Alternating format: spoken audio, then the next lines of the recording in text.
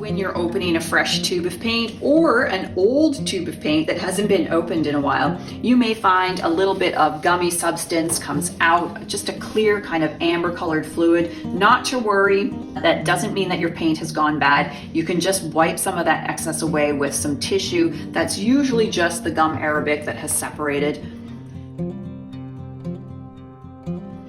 Another tip is if you're struggling to open up your tubes because the lid is sealed on, before you reach for that set of pliers, I highly recommend just running them under warm water to start, dry it off, and then just use one of these rubber sticky mats, which will give you an extra bit of grip.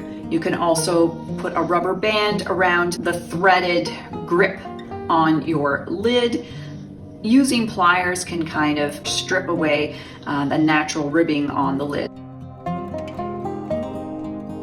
Now this tube is a little bit dried up, and so I might as well show you what I do to access all the good stuff inside.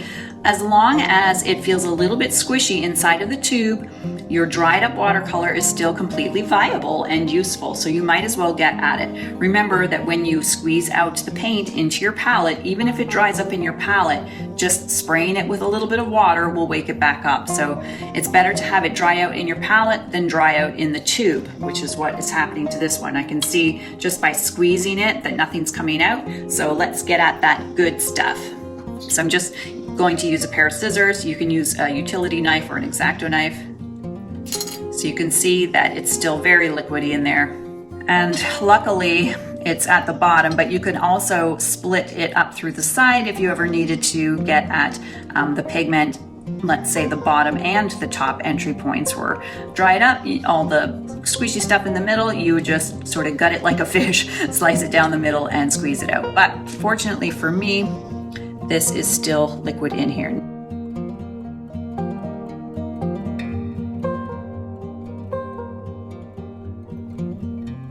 Of course, once you have squeezed out all of your paints, it's important to put the caps back on.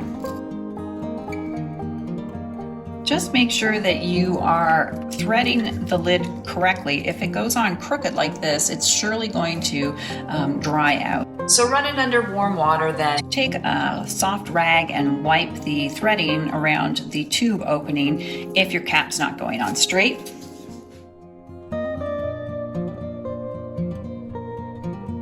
Now, if you've accidentally squeezed too much out of your tube of paint, how do you get it back into the tube? Well, I usually just try to squeeze the edges or give it a twist to see if it can get vacuumed back in.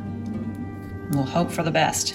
So you can see just by kind of squeezing it and twisting it occasionally, you can kind of suck it back into the tube. Of course, if that doesn't work, you can just wipe the excess off into your palette. For the complete list of art tutorials that I have available, visit my website, www.crystalbeshara.com/shop-videos. Thanks for watching, everybody, and happy painting as always. See you the next time.